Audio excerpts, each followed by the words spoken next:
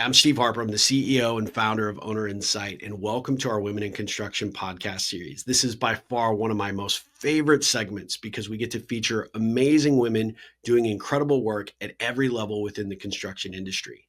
Why are we doing this series? Well, that's a great question. One, we want to be able to highlight incredible leaders doing the work that they do and hear their career path and some of the things they've had to overcome to get to where they are today. But more importantly, it's to inspire that person that is just joining the workforce, maybe a young female coming out of college that's trying to figure out what's next. Construction and this industry provides so much viable opportunities for which to take your career. The other reason is there are a lot of us, men included, that are considering or reconsidering where they want to take their career. Maybe they're looking at a mid-career path shift or change, and construction provides such an open environment. There's so many opportunities that can be explored. This becomes a viable option, and especially for women coming in and taking the reins and being in control and being able to do some of the amazing work that's being done. I just think that this gives us an opportunity to promote this as a viable career path. Whether you're starting out or whether you're a mid-career path, construction is where it's at.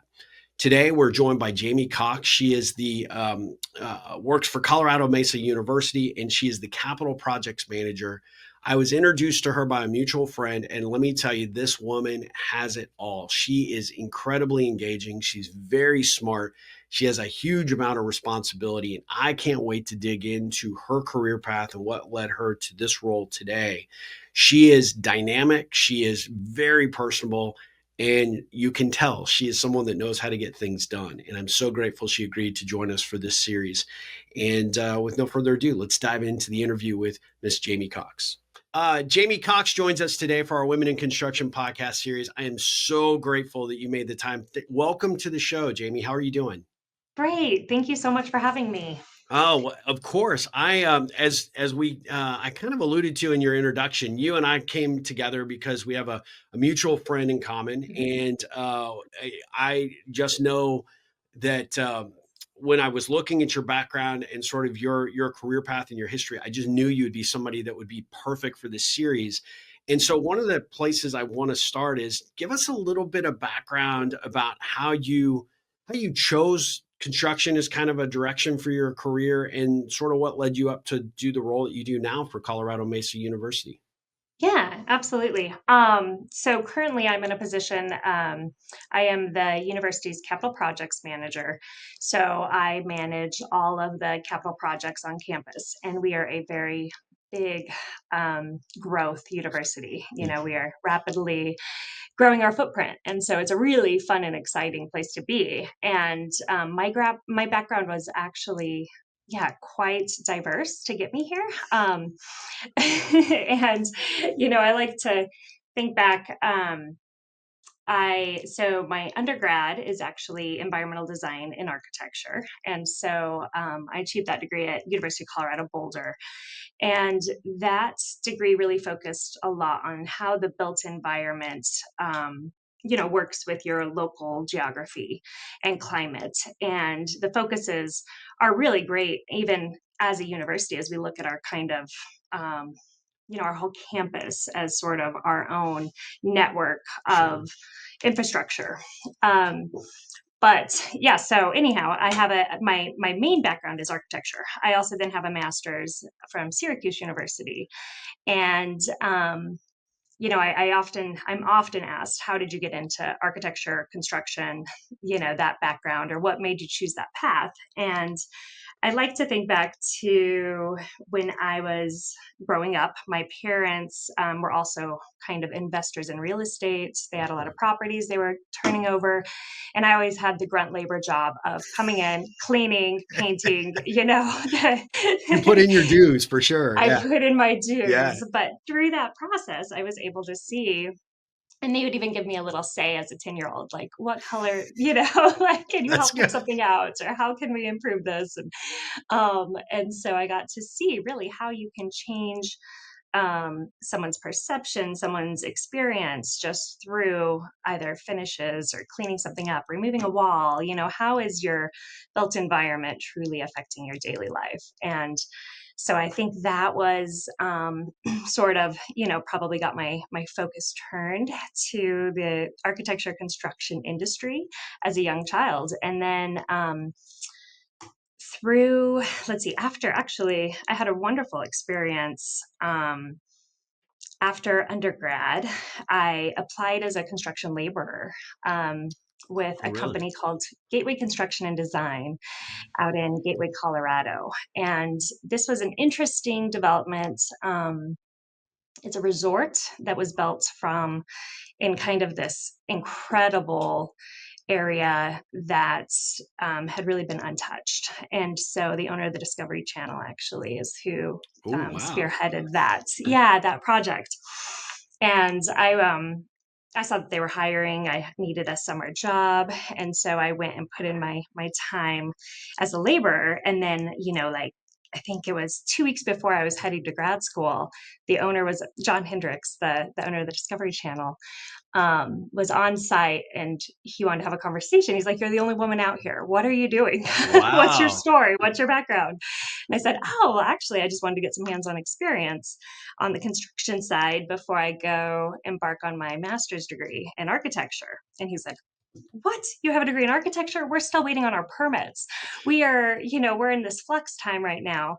Um, Pretty soon the next day I was in the office working on architectural drawings, and I actually ended up postponing my grad school by a year, and I stayed out there Wow. in Gateway, lived on site, was able to really experience how a project like that is put into development, from the ground up. Wow. What Yeah. a amazing turn of events though. Like, right?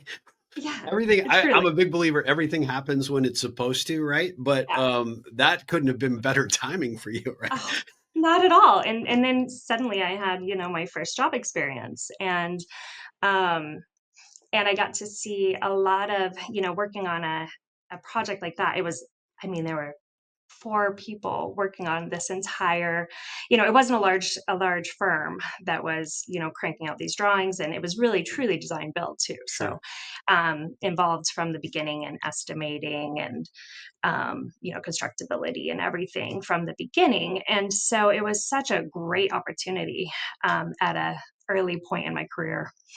And so then I was able to go to grad school and kind of look at things just in a slightly different light. So you postponed a year, which was Mhm. 2 weeks prior to school starting. Yeah. I'm sure that'd be an interesting time for you. But what was it that encouraged you at that moment to like say, "Hey, look, I'm going to put this on hold, get a little bit more experience because I recognize the opportunity as it's presented itself." Ultimately, I made one call first, and that was I applied for deferred enrollment. I said, if I don't have to go through the enrollment or the application process again, then why wouldn't I take this Sure, opportunity? The sure. school will still be there in a year. This opportunity won't be. And so I think I was able to, yeah, kind of pause the big picture and kind of take advantage of what was right in front of me. So as you moved into that new role, were you working with other women in that in that environment, or were you still kind of riding solo at that point? Yeah, I was still the only woman. I think we had an office manager, the construction company had, yeah, an office manager, and then they might have brought on another um, woman. Maybe I can't remember. There was another stint where in my year there was one other woman in the office. But yeah, it's pretty interesting when you have a lot of. I feel like I have a lot of responsibility to my gender, Yeah. to withhold, to give a really good impression and never be like, "Oh, she can't come onto the job site because of her shoes." I never want that to be part of the conversation. um, and so I'm always, um, I always want to be able to hang with everyone in the room. I love that, and I think that's like a really important takeaway, right? At the end of the day, I mean, you put in your time and the work with no level of expectation. You just want to get your foot in the door. So it's kind of that that laborer role. You were doing whatever was being asked of you to do it, but you showed up, you did it, and I know that a lot of women might have been intimidated by that type of environment.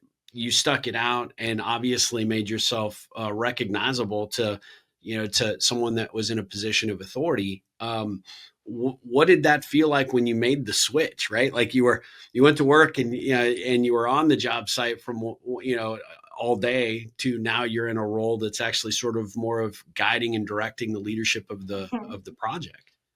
To be honest, I was so intimidated, being in the field, knowing that, I'm learning, I'm there to learn. And then suddenly I'm put in a position where there are expectations of me. And I'm like, I am fresh out of undergrad. I've And you're like, never, wait, you know, I didn't know about this. yeah, yeah, exactly. Wait, you But want a decision from me? I just got here. exactly. So it was kind of a fun role reverse, actually. And I think it's really good to embark on any of these experiences with humility, resilience. For if your takeaway is that you're there to learn as well, and do the hard work to make sure that the project goes right. Um, and I think that's really what it boils down to, is putting in the time. You know, my boss here, my director, he always says, plan the work and then work the plan, and you're going to succeed. I love And that. I just love that saying, because it's true. Yep. You know, see how it's going to get done, and then you make it get done. But anyhow, from a personal experience, it was quite the year of growth. Even though I was in this isolated area, the nearest grocery store is an hour and a half, 2 hours away. Wow. There's even gas station, Isolated. there's nothing. You're literally, I think we had a few mountain lion watches where you weren't allowed to leave we had these little guest houses.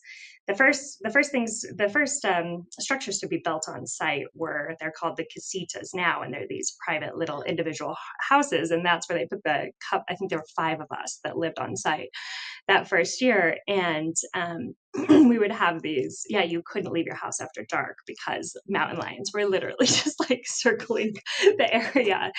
And to be isolated like that was really interesting too at that time in my mid 20s. And Yeah. I just focused on work, and it was a wonderful time. And not getting eaten by a mountain lion. I mean, I never got I eaten mean by a mountain lion. that, that's important, right? It really is. Was it difficult when the year was up to actually go to grad school at that point? Because I got to think like you were Mhm. probably in the throes of the project really taking off. Like, was Yeah, that a challenging time for you to say, "Oh, now I'm leaving"? time to depart. Um, it was. It really was. But now it was also just a time, though, I realized, like, I actually do want to advance my knowledge base, my education.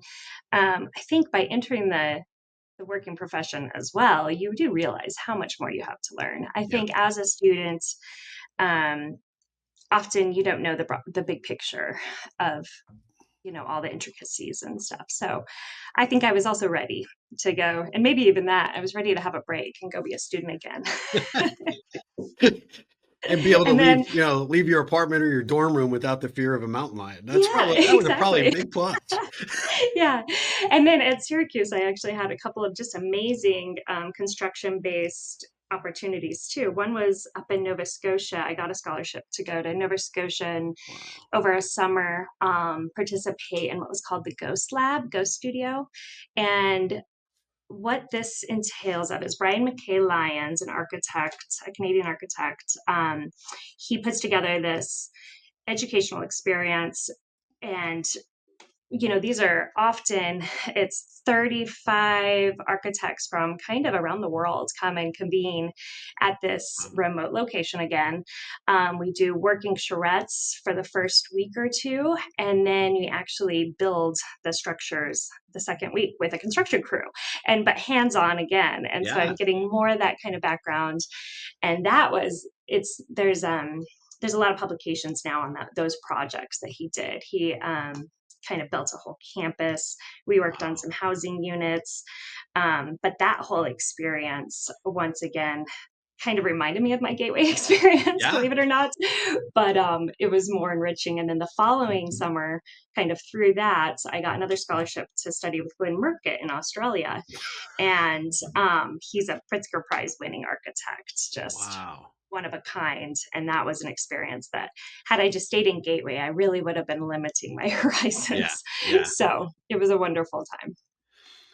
I mean, that's an incredible path. I mean, going back to your gateway time and then the time in at Syracuse with the two different scholarship opportunities, I'd love to hear from you. Were there lessons that you learned along the way through each, opportunity? I mean, gateway, you coming in and taking an unassuming role and sort of fitting into the project team as the only female, there has to be some things that might be really, kind of valuable for the audience to hear. But then also these other opportunities, which were really up level opportunities, it sounds like from even that first project. But were there any lessons that kind of stand out to you about those three different experiences?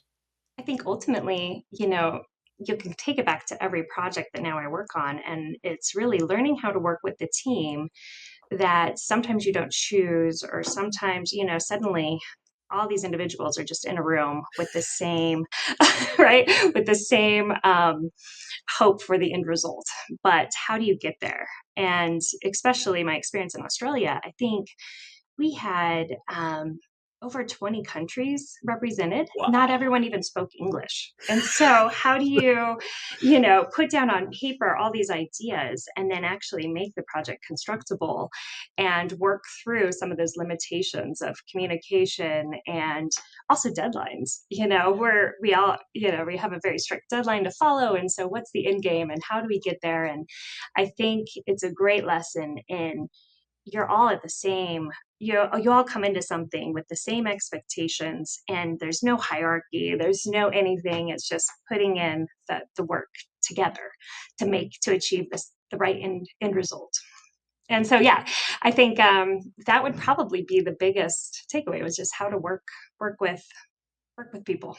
Uh, so those experiences, how has that informed what you do today? Is there a particular strategy that you start with in terms of getting everybody on the same page in the work that you do today to make sure that everybody is clear on the mission? Because obviously, in those experiences, a little bit different, right? Because the vision that the founder of the Discovery Channel has, he's going to make all the calls. Like he's ultimately the driver, right? But everybody's there to fulfill it. But these other two opportunities were somewhat unique. But when you come to like an organization like the university, yes, everybody shows up with the intent that, hey, we know what the project is, we know what the budget is, we know the timelines, we're all here to do it. But as you know, probably from your experience, not everybody has the same motivations. A lot of times when you hire outside the organization, how do I, as a general contractor, make a little bit more money on this because I bid it low Yep. how do I get these people on board so that we all stay consistent and focused? And do you have any tricks of the trade that you use to make sure that we kick it off and set the proper expectations? I think being available for every phone call, Yep. quick results or quick feedback. If someone, you never want to stall a project. Yeah. So I think that is the utmost importance early on, especially because it just sets the tone. If they know they're not going to get a response back for 2 weeks, or even a few days, that sets kind of the I guess the trend or the track for the whole project. And so I think that's one thing that we try to do, because we have a very, very rapid paced projects here, especially with seasonality. Yeah. All of our construction has to kind of happen on breaks. So we're the Very busiest compressed over this windows for your stuff. very compressed windows with very hard deadlines. We don't want a bunch of And students still coming. mountain lions potentially. Yeah, exactly. Yeah, they just look a little differently. Yeah. Um, but I think just being willing to be available is huge, Yeah. and to really prioritize every single inquiry question. It might be coming from someone that's not higher up on the chain or whatever it is, but it's just as equally important. And so we need to kind of set that expectation early on that they're going to get the result from us, and the responses they need and the answers. Even if I have to take it in front of a committee, I'll make that happen quickly so that it doesn't pause any. Yeah, no, that makes total sense. So I'm curious throughout your career, or even in the role that you've had, there's still a lot of women out there that are like, construction. It's just it's dominated by men, and there's a lot of discriminatory or punitive practices that tend to go on. Have you experienced that? And if you have, how did you overcome that to reassert yourself in that leadership role to make sure that they knew, you know, hey, I'm the owner. I'm making these calls. You're not going to get away with the way that we've always done that, right? I will say that in the past 15 years, plus maybe 20 years, things have gotten better. I would say that the overall tone in the room has gotten a lot more respectful, and I have seen an improvement. I've been in absolute situations where there's someone who might feel is condescending, or maybe even just the unnecessary comments that follow having a woman in the room, and they're Yeah. just absolutely. So I try to just not give those um any I really try hard to only give attention to what is worthy of my attention, Yeah. I guess, That's good. and just stay above it. Yeah. And I find that sometimes respect is earned as well, even if it shouldn't need to be. By the end of the project, I believe in general, I have full respect of everyone regardless of my gender. I love But there that. are times when you don't always feel that. So for maybe someone that's fairly new to the construction field as a career path, or maybe someone that's coming back and looking at construction as a potential mid-career shift, right? Speaking specifically to females that are maybe on the fence about whether they could handle that kind of environment, and maybe things are better, and hopefully they continue to trend that way. But what advice do you have for someone that's maybe coming into that role that maybe is a little unsure, maybe unconfident about where they should assert themselves, or how much they should tolerate or put up, or how do they define who they are as individuals when they have that seat at the table, so that they don't have to endure any of that negative behavior? Yeah, absolutely. I think it's a difficult thing I think there's a lot of intimidation, and you're always going to have those personalities that thrive on intimidation, and Hmm. they'll, think that they're doing better because they're intimidating those people, or they're controlling them through this intimidation factor. And I think if you can just not let that penetrate, and own your confidence. I love that. Yeah, own your confidence and show up and work hard. And then, they have your adversaries have no option but to give you that respect that you deserve because you've I, put in the work. I love that. I love that. Ultimately, that's it. And just know, humility. Like I said from the beginning, one of our pillars here at the university is humility and resilience. And those are certain things that, if you can learn to, every now and then we do have to laugh. Don't be afraid to speak out and ask the wrong question, because questions should be celebrated. And research happens every day. You're not expected to come into a room and know everything right off the bat. We're all learning and growing, and I think as a team, if we can help each other do that, you're going to have successful projects. Yeah, based on my experience in the construction space, when you have a leader at the front of the room, especially if you have an engaged owner, like I know that you guys Mhm. are, setting sort of those rules of engagement to say, hey, here are our bumper rails, right? Like you have in bowling. This is what's going to guide us. This is the direction that we take. This is how we communicate. This is how we show respect. When not everything will always go right on a project, and having the confidence to raise your hand and be able to speak up when those things happen and communicate that effectively, because everything we do as individuals affects everything everybody else does, right? And so trying to set those rules, I think, is so critical.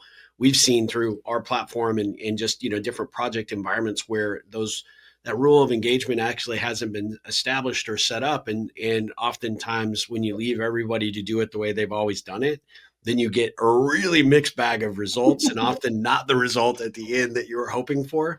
Yeah, More cost, past the deadline, doesn't end up being a good project, and nobody feels like they were ever cohesive. And I think, yeah. I think key word there was communication, yeah, right? I think open lines of communication from the beginning just really set the tone. Yeah, yeah, and there's no dumb question. I love that. Feel free to ask away, and over communicate. And I think that then you're setting the tone and expectations correctly. So I interviewed somebody recently that she's a director for a school district, and she when I asked her this question, I'd be curious as to your take. Like, as you're starting off in this career, what advice might you provide? Her advice to a young female in the industry or someone that's making that mid career shift is that you work so hard that you leave everybody else in the dust, and that sometimes requires you have to put in extra time and energy Yep. after work to learn certain things, or maybe if there's uncertainty about a particular element of the project, immersing yourself so that you're educated and experienced when those conversations come up. That seems like an obvious thing to do, but in my experience, not a lot of people understand or actually put that into practice. What's your take on that? And then what tip might you give someone that's maybe new to this as a career path, for what you think would be a good tip for them to be successful right out of the gate? Yeah, I actually love her tip or her word of advice. And immediately I go to, it's unfortunate that that's the advice to a woman specifically. Yeah, That should be everyone's yeah, advice, right? That should be the guiding principle, I guess, if you want to move forward and advance and just put in the hard work. I would say also from a woman in particular, don't be frustrated by the unfairness. I mean, life is unfair, yeah, and so whether men are being held to the same standard or not, or if we're having to work harder, just to, be held at that same level. While it's unfortunate, um, and there's things you can do to change it. Sure, you can work for a woman only, or a woman majority business, or you can search to surround yourself with people that maybe um, are a little bit more equal in how they're treating their employees or whatever it is. yep, Yep. But I like that it really does just boil down to wanting the work or wanting the job and learning how to do it and putting in the hard work. yep. I love that. Um, yeah, and don't be intimidated. I think everyone started somewhere too. That's the big one to remember is that Yeah, yeah, everybody starts somewhere. I think that's great. That's great advice. Were there influential folks along your career path that you sort of relied on that could be there for you when things maybe weren't going so well, or you needed a little bit of advice? Maybe maybe you weren't connecting with one of your teammates, or there were challenges on the project, and you're kind of like at wit's end as to how to overcome it. Did you have kind of a core group of resources that you depended on for mentorship, leadership guidance, and things of that nature? yeah. I think as I've progressed through my career, I've kind of built a couple different pools of great resources and people that I can really um, ping ideas off of or go to if I have a tricky question. And I think it starts with actually former employers that I just have a ton of respect and admiration for. They've been in the industry for a really long time. I have to drop a name, Ed Chamberlain with Chamberlain Architects. He's such a great guy. He just truly, anytime, he can meet you for coffee, be a soundboard. He really, that's probably one of my biggest go-tos in the architecture realm. Um, the other, from a woman standpoint, I was really fortunate at Syracuse University. We had really a small dynamic grad class, and believe it or not, it was over half females in our Oh, class. So wow, we had great. 22 students in our graduating class. And I want to say, yeah, over half of them were women. And we That's still get great. together yearly, believe it or not. We have this Oh, core that's group. cool. And we have these amazing, text threads. And often it is work related questions that we're just thinking, hey, have you guys encountered this before? Have you? And so that is just a dynamic, fantastic resource to have. And I think yeah, it's just really rich beyond any input that I can get anywhere else on the internet or any have. And they're all in the profession too, which is fantastic. That's phenomenal. I want our audience to really absorb Mhm. that. I mean, being able to establish that core network and have those go-to resources that you could have on a text string, or at the ready that'll take your call if you're running into a problem or a challenge, or just, just need some feedback or guidance, I think is so invaluable. I'll put in a plug for this series, Jamie. If any of those 11 plus individuals want to come on here, we would love to have them all, right? Because Ah, our goal with this series, right, is to encourage women to look at this direction. And what I really hear, from that experience is that not only do you have that group, but everybody's there to support one another. And I think that's phenomenal. And part of the best advice I could ever give someone that's coming into this industry is build that network, build those, that resource, that group of resources that are there to support you, because they're there in times of success, so to celebrate what's going on and the good work you're doing, but they're also there when things are going a little bit off kilter. And we've all been there, right, where we feel isolated or alone, or something didn't go the way we expected to, and we kind of have that that personal shame about the circumstance. And you need those people to be like, no, we're going to dust you off, pick you up and put you back in the game and help you get there. And I think the fact you have that, I mean, that's phenomenal. it is phenomenal. And the other interesting thing about it is we span states from East Coast to West Coast. And it's Oh, also a good sound block of the industry in yeah. general. When layoffs are happening and they're maybe going across the country, we have a really good gauge actually on how things are doing and how everyone, our friend group is doing. And it's a really good kind of gauge on what's happening nationwide too. That's all. Oh, I Mhm. mean, that's phenomenal. I mean, I applaud that. I think that is so great and such a lesson, a valuable lesson for anyone that's hearing, what you share and sort of these, this incredible group of women that are there to support each other as a resource and, career friends or other, right? I just think it's so powerful. What advice would you give to someone that's maybe on the fence about moving in the direction of construction? A female that, maybe has never really considered this as a viable option or has always looked at it with the lens of, oh, that's not really for me. What would you say to them, to get them to reconsider or take a deeper look? I would say, you know, give it a shot and find your niche. It's not not every job is the same, and it's such a broad industry. Maybe you don't like um, pre-con. Maybe you thrive in construction administration, or whatever it is. There's probably a niche for you, Yeah. and sometimes you have to kind of flop around or get put in the time to kind of see the different areas of the industry, and I'm sure something would stick. I think it's such a fun, fast paced um, you know industry and profession that it's really there's a lot of good takeaways. It's also difficult.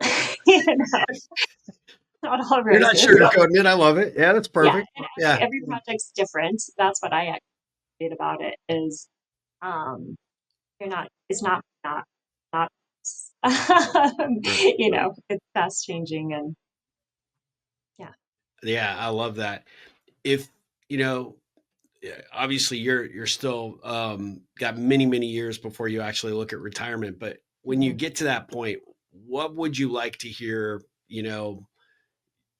a colleague or someone that worked directly with you, or for you, what would you like to hear them say about what legacy you left behind? I would like to think that I approach my job thoughtfully, so I think sometimes we can get in a crunch and just push things through or cut corners or I guess, yeah, I would like to think that I just made a mark in doing good work and thoughtfully, whether that's the placement of a building or how we're affecting a neighboring structure or whatever it is, there's always consequences. And I think as long as you can approach your task at hand thoughtfully to everyone around you and in your day to day everything. I guess that's it. I don't know. That one kind of took me off off guard. but No, it's perfect. I mean, I follow it 100%. I get what you're saying, and I think it's really valuable. If you if you had to maybe provide some insight to what someone could expect if they were looking at coming into a construction arena, what advice would you give them for day one? Like, what would you say? Hey, Mhm. you're walking into this as a new opportunity. I mean, the takeaways I've heard from you is you pay attention, you listen, recognize you don't know everything, be a consummate learner. These are all really powerful qualities. But if you had to give one piece of advice on really how to differentiate yourself and really be a part of that team from the get go, what would you suggest? I think another notion would be willing to pivot. I think so often people get kind of caught in their tunnel and they have one, path or one direction or one means of getting somewhere. And really, in order for a project or even your career path to be successful, you have to be willing to pivot as needed. And I think that flexibility also brings strength to a project. I mean, Sometimes the you, first you you're kind of idea, the poster child of that, right? Go yeah, go from that first project to Nova Scotia to Australia to back to right. Colorado. I mean, yeah, you're living that. I see it. That's Uh, right. I love that.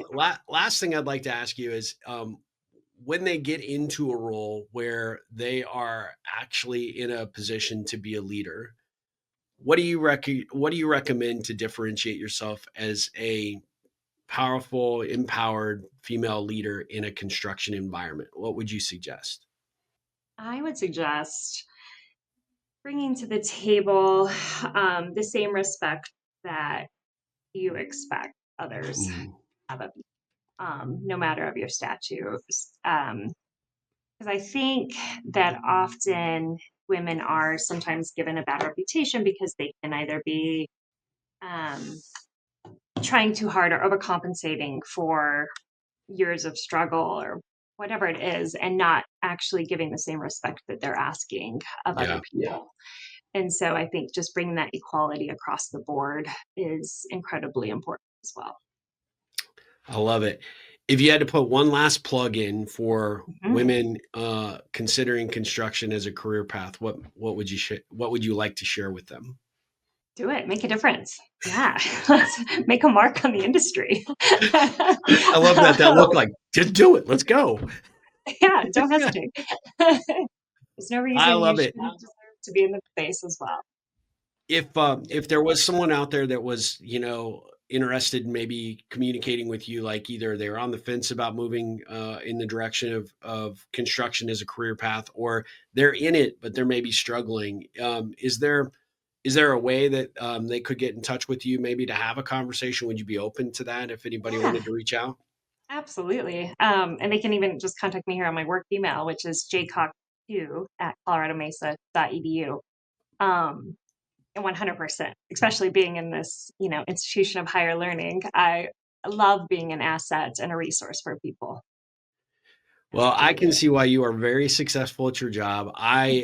We have just met, but I promise you, aside from anything else that's going on, you and I are going to continue this friendship moving forward. But I am just so infinitely grateful that you agreed to do this. You are very inspiring. Your career path, and just for full disclosure to the audience, I had no idea about the twists and turns. I love it. It was like I am in. This is just so great. But to see the level of success that you've achieved and why you are considered such a valuable leader for the university, it all totally makes sense. I understood it from meeting you the first time, but now I really get it. You've put in the work and done some amazing things to get you to where you are today and to be the success that you are. But you are very inspirational, and I'm so grateful that you agreed to sit down with us and be a part of this series, because I guarantee you what you shared today is going to be valuable to the audience that is going to hear it. And so thank you so much.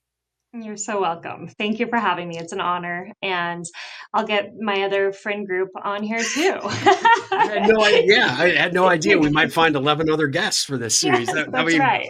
I'll make gosh, it easy on you. I'll plug all the amazing women I that just needed to go to Jamie. Who knew? I did yeah, not know who this. knew? This is Networking is a thing. It is a thing. It is Yeah. absolutely a thing. Well, guys, I want to thank you for participating in this as well. I mean, we could only do this because you're paying attention to both the podcast and the video. We love this series. As you can tell, I'm very inspired and motivated to shine the light on incredible leaders like Jamie. And so we'll be back very soon with another episode. But until then, we appreciate you and take care.